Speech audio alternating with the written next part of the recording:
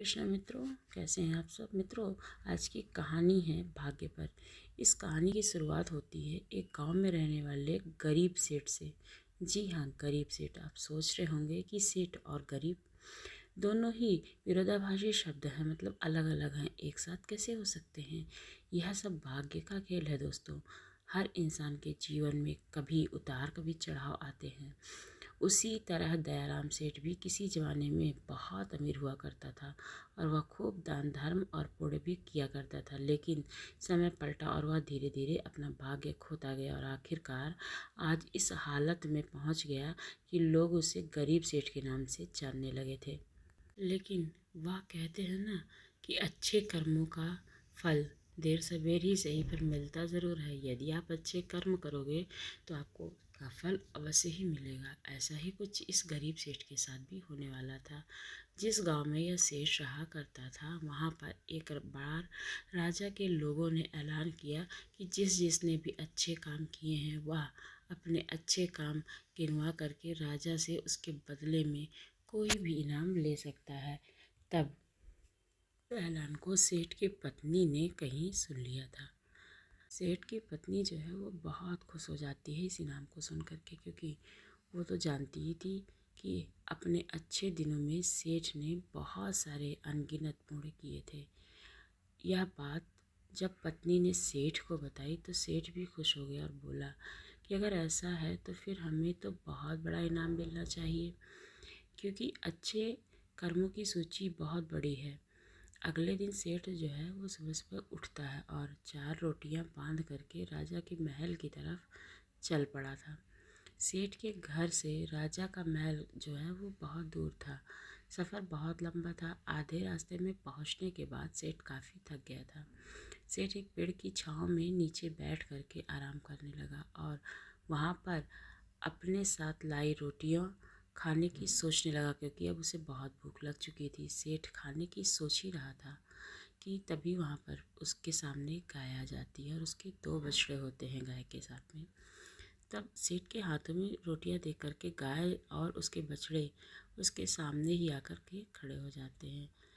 उसके हाव भाव से सेठ ने समझ लिया था कि वो जो गाय है अपने बछड़ों के साथ आई है वो भूखी है और सेठ से खाना मांग रही है।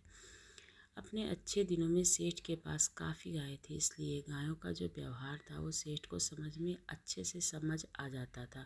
सेठ की परिस्थिति भले ही अच्छी नहीं थी, लेकिन सेठ का जो स्वभाव था वो बिल्कुल भी नहीं बदला था। पहले ही जैसा था, वह पहले से ही परोपकारी था, इसलिए उसको गाय पर दया आ गई।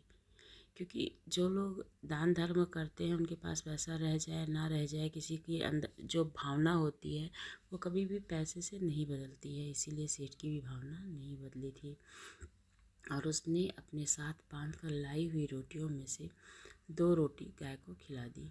कुछ ही क्षण में 2 रोटियां खाने के बाद गाय फिर से सेठ की तरफ देखने लगती है तो सेठ के मन में विचार आया कि यह गाय ज़्यादा भूखी है। बेचारी को 2 बच्चों को दूध भी तो पिलाना पड़ता है, क्योंकि उसके साथ 2 बच्चे थे।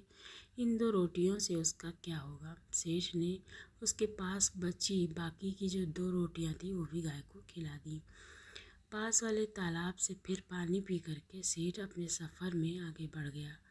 राजा के दरबार में जब सेठ पहुंचा तो राजा ने पूरे दरबार के सामने सेठ से उसका नाम जो है वो पूछा और अपने अच्छे कर्मों के बारे में बताने के लिए कहा कि तुमने अपने जीवन में क्या क्या अच्छे कर्म किए हैं, मतलब क्या काम किया है जो तुम इनाम के हकदार अपने आप को समझते हो और आए हो यहाँ पे। तो सेठ ने कहा, महाराज, मैंने कई भूखों को खाना खिलाया है, कई मंदिरों में दान भी किया है, कई निराश्रित लोगों को आश्रय भी दिलाया है, कई तीर्थ स्थानों की यात्रा भी की है, सैकड़ों साधु संतों की सेवा की है। और ऐसे ही दर्जनों काम बताने के बाद सेठ बोला कि महाराज, यह है मेरे कई सारे अच्छे कर्मों में से कुछ अच्छे कर्म।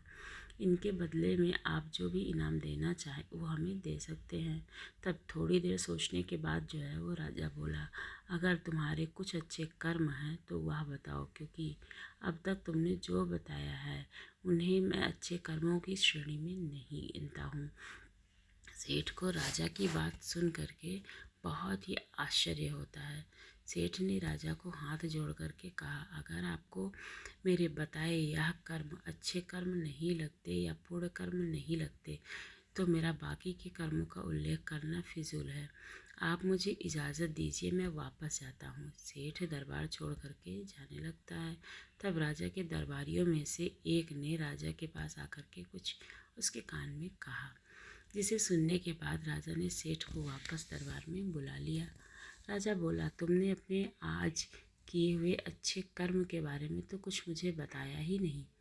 तब सेठ बोला, महाराज आज मैंने कोई अच्छा कर्म नहीं किया है, तो फिर मैं आपको कैसे बताऊं। राजा ने उसी दरबारी को खड़े होकर के सारी घटना बताने के लिए कहा जिसने राजा के कान में बोला था।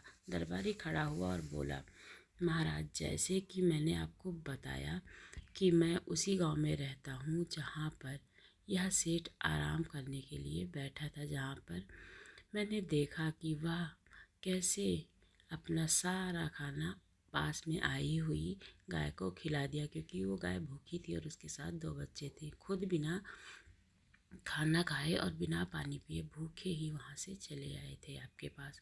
सेठ को पता चला कि राजा किस बारे में बात कर रहा था, तो सेठ ने राजा से कहा, ये किसी जानवर को खाना खिलाना कौन सा पुण्य का काम है, और इस बात को तो मैंने कब का भुला भी दिया है। राजा ने सेठ से कहा, मेरे महान गुरुजी के बताए अनुसार मैं भी उन्हीं कर्मों को पूर्ण कर्म मानता हूँ जिन्हें अब करते समय सच में निस्वार्थ भाव से किया जाए और उसी के लिए किया जाए जिसको उसकी ज़रूरत हो, और सबसे बड़ी बात यह है कि उस काम को करने के बाद भुला दिया जाए, वही सच्चा कर्म होता है। यही कारण है कि आज तुमने जो काम किया वह तुम्हारे किए गए आज तक के कर्मों में सर्वश्रेष्ठ और उत्तम कर्म है, जिसके लिए तुम सच में इनाम के हकदार हो। राजा ने सेठ को बहुत बड़ा इनाम दिया, जिसे पाकर के सेठ की हार्दिक स्थिति फिर से पहले जैसी हो गई थी।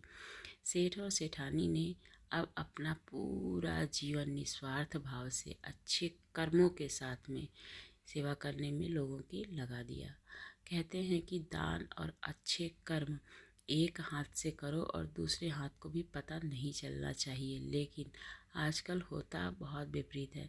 आजकल लोग सिर्फ दिखावे के लिए दूसरे लोगों की मदद करते हैं, अस्पतालों में दान देते हैं, वो दीवारों पर भी अपना नाम लिखवा देते हैं, गरीबों को खाना देते हैं, और तो उनके साथ सेल्फी भी खिंचवाते हैं कि उन्होंने गरीबों के को खाना खिलाया, और उसकी फ़ोटो वो अपने सोशल मीडिया साइट पे डालते हैं। अब आप ही बताइए कि क्या ऐसे कर्मों को हम अच्छे कर्म कह सकते हैं। तो दोस्तों, किसी ने सच ही कहा है, जीवन में कुछ नेक काम ऐसे भी होने चाहिए जिसका खुद के सिवा दूसरा कोई भी गवाह ना हो। इसलिए हमें हमेशा अच्छे कर्म करने चाहिए। आपको कहानी कैसी लगी ज़रूर बताइएगा। यदि अच्छी लगी हो तो हमारे चैनल को सब्सक्राइब करना ना भूलेगा। धन्यवाद।